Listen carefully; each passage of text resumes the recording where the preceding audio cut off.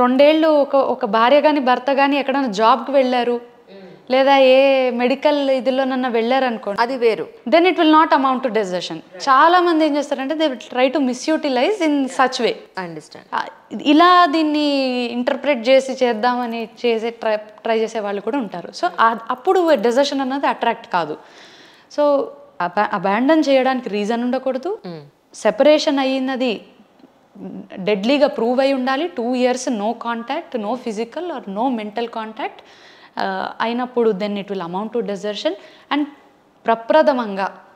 ప్రధానంగా చాలా ఒత్తి చెప్పినటువంటి విషయం ఏంటంటే either of the party should not give consent to such desertion.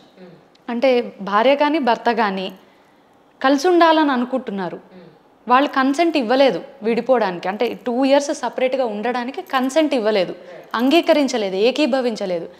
అటువంటి సందర్భాల్లోనే ఒకవేళ 2 years కంటే కూడా ఎక్కువ ఆ వ్యక్తిని ఇచ్చేస్తే, అంటే మనము వారితోటి ఒక వైవాహిక బంధాన్ని కంటిన్యూ చేయకపోతే ఏ స్పౌజ్ అయినా కూడా then it will amount to desertion.